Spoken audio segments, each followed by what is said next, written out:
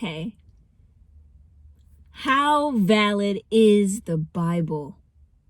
I have been asking this question for years now, and it's interesting to think how much backlash I've gotten over the years. And it's like people who believe in the Bible hardcore, right? Just how I did. But then all of a sudden, when I ask them to really think about the facts, they just kind of like revert back to feeling. And I want to make sure that people know there's a difference between feelings and facts. A lot of Bible believers look at other religions and say, "Oh, that's false. That's erroneous. That's wrong."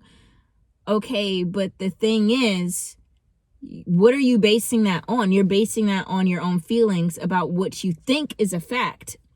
So if you are going to try to disprove someone else's religion by using history and facts, that same measuring stick must be applied to your own. Because I don't know if people know this, but for the first 7 years of our life, we are actually producing theta brainwaves, which means we are in a trance state. It's like a dream state of mind where anything goes. You are literally a sponge absorbing everything as truth. That goes from what you see in the world, that goes for how you are treated, what you are told about people, that is what you see put on the table or lack thereof, and that's also what you are told to believe or what you are presented to believe. Everything is like real to you. Everything is factual. And so at such a young age, from 0 to 7, we are having all this information absorbed into our brains that we then create a basis for the rest of our life. Therefore, anything that comes beyond that or goes beyond that, or even contradicts those things that you learned in those first 7 years of life, takes a lot of unconditioning and reconditioning, because you'd be like, what? That's not true.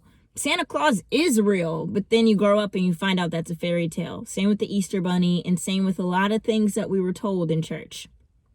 And if you are, just hearing about this, then buckle your seatbelts. There we go. Okay, we're not going to do that right now because my coat was blocking the buckle.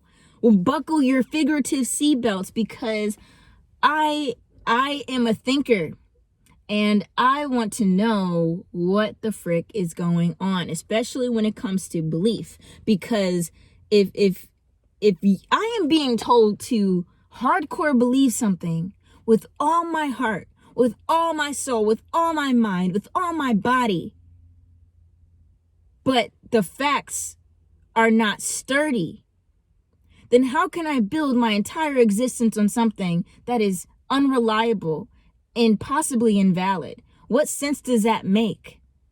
And a lot of people might use fear to try to entangle people, lasso them in, and bring them into a house that is not really built on the solid rock foundation that they hope it to be. And again, hope is a feeling.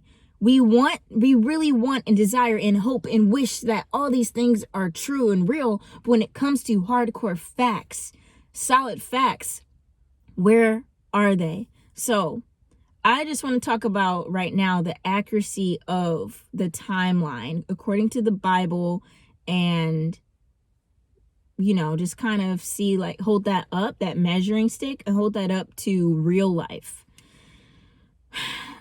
Scholars say that creation happened around 2000 BC. So that means before Christ. So for those who don't know, BC means before Christ.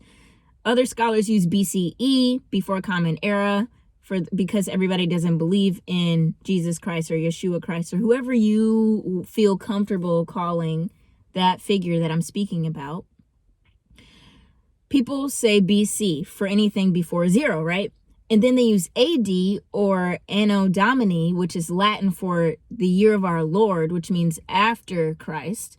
They use that for anything that is after 0, okay? And then they use circa to say that, like, it means near or around that time.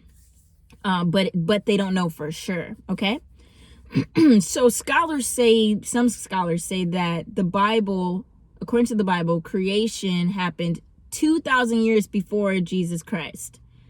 Okay? And for those who take the Bible, especially Genesis, figuratively, the story of creation, they will say that each day is 1,000 years. So the whole world was created in 6,000 years, and then for 1,000 years, on the seventh day, that's a resting time. Okay, so that's figuratively, but we're talking about what scholars are saying as far as literally. So let's just go with that. For 2,000 years, before Christ, that's when the earth was created, apparently. And then around 1500 to 1450 BC, that's when Moses was given the 10 Commandments. Okay. So, and they say that that's circa, so that means around that time, but they don't know for sure. So then the 10 Commandments, which was put into the Ark of the Covenant, banished around 587 BC. So that means 587 years before Christ, the Ark of the Covenant was stolen, okay? So 587 years later, you have 0, where Jesus or Yeshua Christ was born at 0. And now what year is it? They say that it's year 2021. So that means if it's 2,000 years, according to certain scholars, okay, because I'm not going to get into everybody's argument, because everybody has a different argument and a different starting point, because it's based on people's opinions and figurative language and all this stuff. So I'm just sticking to this right now, all right? You think what you want to think. So at 0, there's 2,000 years that happened, before Christ, where creation began. So that's 2,000 years. Then after 0 AD, there's 2021 years, which brings us today. 2000 plus 2021 is 4,021 years. All right, so let's entertain this idea. Let's say, just hypothetically speaking, according to certain scholars that think this is factual, that everything that you see has been around for only 4,021 years. So all of creation, we're talking about the sky, the ground, the grass, the trees, the birds, the butterflies, the sea creatures, and humans. All of creation has only been around for about 4,021 years. And even if you did go to an alternative argument that would say that the Bible, said that creation was a figurative thing, where it's 6,000 years of creating and then 1,000 years of rest, so that's 7,000. Then you have all the generations that go by, and then there's Jesus, and then there's 2,021 years later. That's still just thousands of years. I just want to get this straight. When you look at the oldest artifacts, there is the oldest archaeological site is actually in Kenya. It's called Lamekwi 3, and they found a 3.3 million year old stone tools, excuse me. So they found stone tools that are millions of years old. We're not talking about hundreds. We're not talking about thousands. We're not talking about 10,000s or hundreds of thousands of years. We are talking about millions of years that this artifact has been on planet Earth, that the Bible says is only thousands of years old, right? So then if you even go further back and you think about bacteria and fungi like mushrooms, they used to think that they had an old artifact that was 460 million years old of a mushroom. But then they just recently did a study, and they actually can date it back to 715 to 810 million years old. That's how long fungi, bacteria has been around. And if you don't know, we also are mushrooms.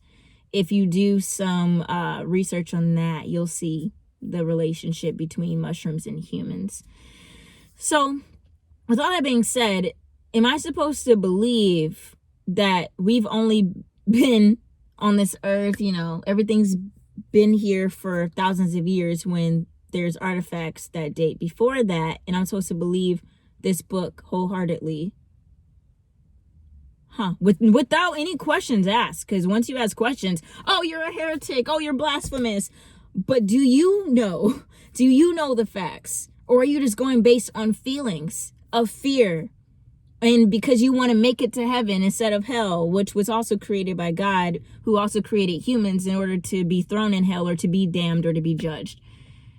What sense does that really make when it comes to reality? So there is the Museum of the Bible in Washington, D.C., and it was opened by Steve Green. Right? Steve Green is a billionaire and a preacher, and he spent $500 million just to open this Museum of the Bible. And then, they had to go through this whole investigation. There was a team of German investigators and archaeologists that spent a 6-month study on investigation, on trying to figure out the validity of the Dead Sea Scrolls that were there. And the results come back and they're fake. And the paper was actually made from an old rubber shoe. Old leather shoe, not rubber, leather, old leather shoe. And the other artifacts that people go and see at that Bible museum have not been authenticated. So, excuse me, I'm human, I burp, so I'm not excused. It's just life. So the thing is, you have all these people who are not willing to take the risk of trying to authenticate artifacts from the Bible, from the olden times, to make sure they are valid or not. And I feel like that's just figuratively and symbolically related to how people's faith, wholehearted faith in the Bible is. Like, how can you believe in something 100% and say everything is factual, everything is real, everything is on point, everything is spotless, it's perfect, it's clean, but yet when you look at the artifacts and the other things that might go against it, then you start experiencing something called cognitive dissonance, where you start to deny because you want to believe in the lie. You would rather believe in something that is untrue just for you to feel comfortable and for you to stay on this so-called sturdy foundation because your whole life revolves around it. You don't know how you can believe that something that you were told by someone you love or care about or afraid of is actually false. You can't get it through your mind that, oh my gosh, maybe life is something more. Maybe I actually have to take responsibility for my actions instead of blaming God and the devil for everything. And then that leaves me with hands off, no control over life. Maybe people just want to stay comfortable. Is that you? Do you just want to stay comfortable and believe what you have believed through either being 0 to 7 and going to children's church and getting this narrative passed down to you? And then you pass it down to your children. Ask no questions, though. You have to believe it with your whole heart, but don't ask questions. Or maybe you believe this because of trauma. I don't know if you know anything about trauma-based brainwashing. So, I don't want to say that word, but the pandemic is a prime example. 2020 was a year of traumatic events that happened that shocked us so badly that when we were afraid and shocked and caught off guard, all that trauma was being produced. The analytical and logical brain shuts down, and then everything that you hear goes straight to the subconscious mind and therefore programs it. So there's programming that goes on in our subconscious that we might not be able to solidify and really point out consciously because it's all happening on a subconscious level. This is called spiritual warfare, right? This is mental psychological warfare that has been going on for centuries. And people just don't ask questions. People just stand in line and believe what they believe. And they're just put on a conveyor belt. And then they keep on going. And then they're not even living their own lives. They're not even thinking their own thoughts. They're not even asking their own questions because they would rather trust in a rumor. They would rather trust in a story, in a fantasy, in mythology told by them that might sound good, that might scare them a little bit to make them believe, or that might make them feel good, make them feel special or separate or above everybody else, which then creates division amongst the population of humanity, right? Oh, I'm better than you. Or I would argue it creates division amongst creation. Because if man is told, oh, you are meant to dominate, you are made to dominate and have dominion over the world. You know, people have used that scripture in Genesis to justify animal cruelty and deforestation because they think they have dominion from God to destroy the earth and get what they want out of it. Because they think that they're better than a tree or a fly or a spider or a buffalo. Or even other people. Oh, you're set apart. You're different. You're special. Everybody else is damned and judged and destroyed. So get on your high horse. You are the light upon the hill. You look above everybody else and everybody is separate. That creates separation, people. That creates division. People are literally having wars over something that they probably can't even really prove. People's families are being separated and split apart, and friendships are ending, and coworkers are fighting because of differences of beliefs. And that's what baffles me, because it's creating all this division. But isn't the truth supposed to unify? Isn't the truth supposed to empower and to inspire and to motivate people to do the right things, to go and make the change that they want to see? And to be that every single day, that's the truth that I believe in. That is the truth that I believe in based on facts. It is a fact that if you decide to get up every day and say, I am going to be a better person, I am going to treat people differently, and I see them as my equal, and I'm going to treat the earth humanely, it is a fact that if you do those things, it will cause a positive effect. That is a fact. You can't disprove that because it just is what it is. But when you try to base your philosophy on something that cannot actually be proved and solidified, then you are going based on feelings, which means if your argument is only told and approved and affirmed and confirmed through feelings, which change, then my question is, anybody else who believes in a different religion also is right, also has the right and the ownership over their belief to say that that is true. So who are you, person without hardcore facts that also your facts contradict reality? Who are you to say that everybody else is lost and damned and judged and destroyed when you yourself may not really know the validity of what you are reading and trusting in?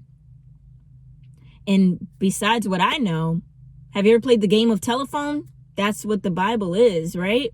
One person or a couple of people, they get together, they write their books, and, you know, who are we to say that the human bias wasn't a part of writing all of these different parts of what we call the Bible? They put their own opinion, just like when you are in a classroom and you're playing telephone with your classmates and one person says something like, hey, Johnny is a great person, pass it on. Then they keep passing it on. And then by the time it gets to the end of 30 people, I'll say 25 people at, average, the person says it out loud. They're like, Johnny stinks. And then everybody goes, ha ha ha. They laugh because then the first person is like, what the heck? I actually didn't say that. But it just went through 24 other people to get to that 25th person, and they have a completely different story. So we're supposed to trust in a book or books that were here before we were here, right? And I'm talking about you and I right now. And it's only thousands of years old, but through those thousands of years, we have to trust and believe with all of our heart that all of it has stayed pristine, that all of it has stayed spotless, without any human error, without any human influence at all, the pen is mightier than the sword. All right, you take care. Truth seekers, keep on seeking that truth. We need it more than ever. So remember, you can really make a positive change in the world by starting with yourself. You are only here to save yourself, and you're not meant to carry anything else, because once you save yourself and you take responsibility for both of your bad and good actions, you are able to actually and factually make a real change. All right, peace.